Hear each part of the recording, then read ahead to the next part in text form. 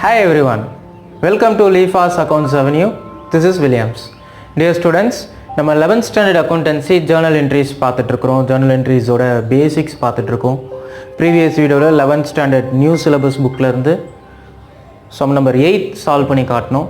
So இப்போ இந்த வீடியோவில் அந்த டெக்ஸ்ட் புக்கில் 3rd சாப்டரில் இருந்து எந்தெந்த ஜேர்னல் என்ட்ரிஸ்லாம் கொஞ்சம் டிஃபிகல்ட்டாக இருக்குது, எக்ஸாமில் கேட்குறதுக்கு சான்சஸ் இருக்குதோ அந்த மாதிரியான ஜேர்னல்ஸ் மட்டும் எடுத்து நான் உங்களுக்கு சொல்லி தரலான் இருக்கேன்.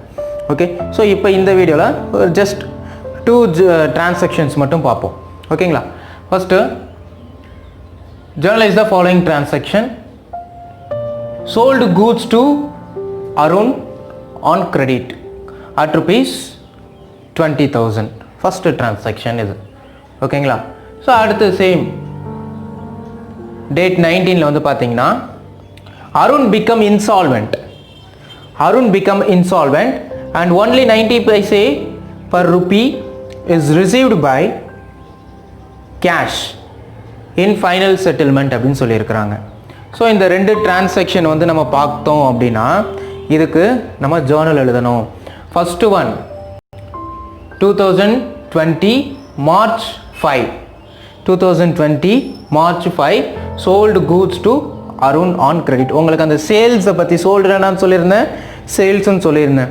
இதை பற்றி நான் ப்ரீவியஸ் வீடியோஸில் உங்களுக்கு நிறையாவே சொல்லி கொடுத்தாச்சு. அதனால் நம்ம டைரெக்டாக எப்படி நான் வந்து இதில் போடுறது, ஓகேங்களா, எப்படி நம்ம வந்து ஜேர்னலாக போடுறதுன்றதை நான் உங்களுக்கு சொல்லிடுறேன்.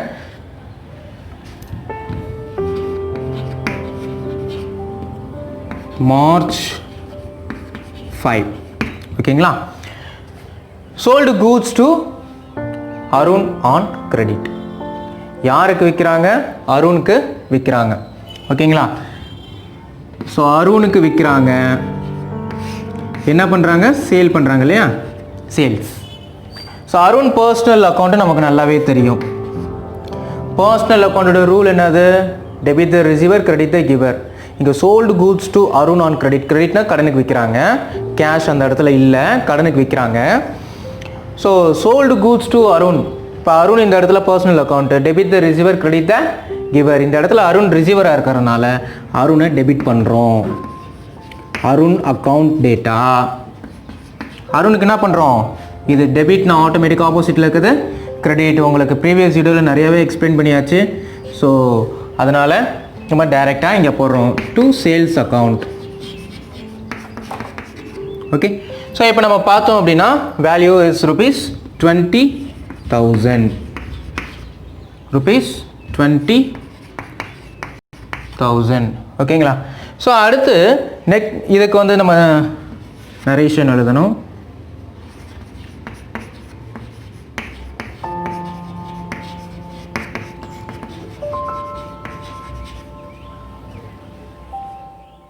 March 19.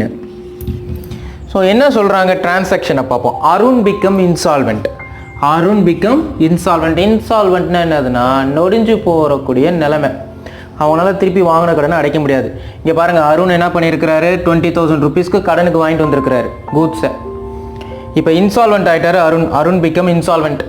அந்த 20,000 ருபீஸ் அவரால் என்ன பண்ண முடியல, கட்ட முடியல. இருந்தாலும் கட்டுறாரு, கஷ்டப்பட்டு. எப்படி கட்டுறாரு? And only 90 paise per rupee. He is able to pay 90 paise. ஒரு ரூபாயில் 1 ரூபாயில் 100 paise இருக்கும், கரெக்டுங்களா?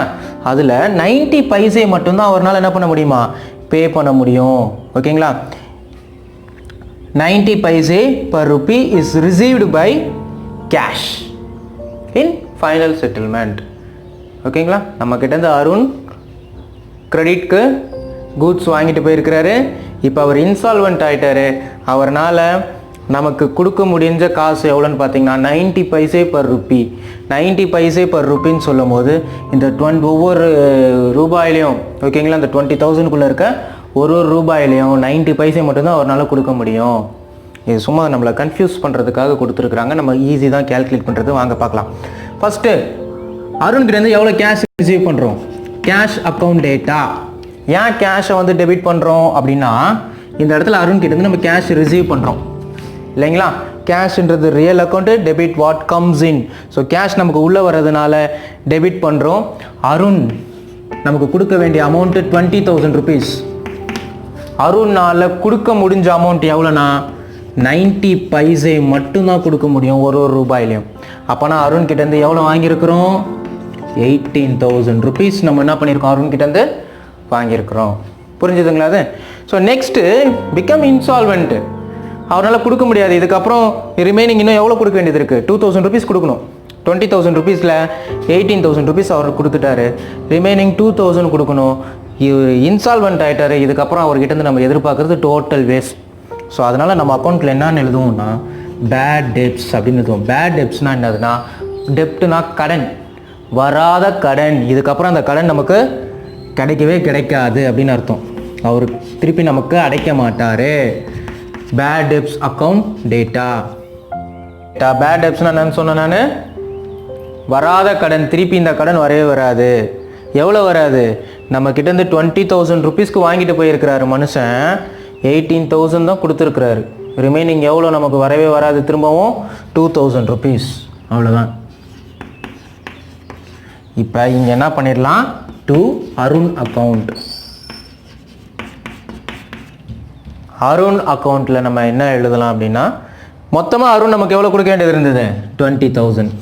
அப்போ உங்களுக்கு இது புரியல அப்படின்னா இது ரெண்டுத்தையும் ஆட் பண்ணி இங்கே போட்டுருங்க. 18,000 + 2,000 20,000.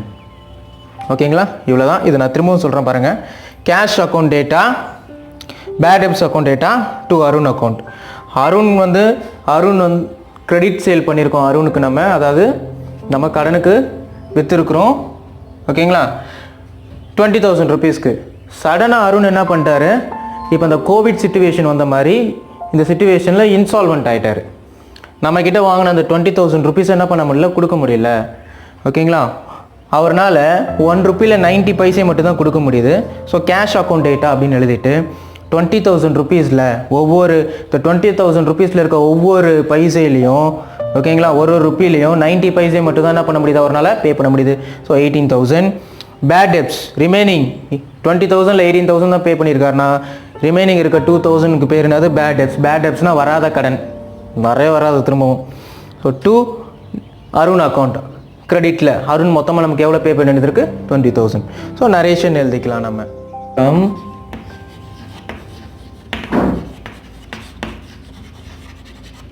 அருண்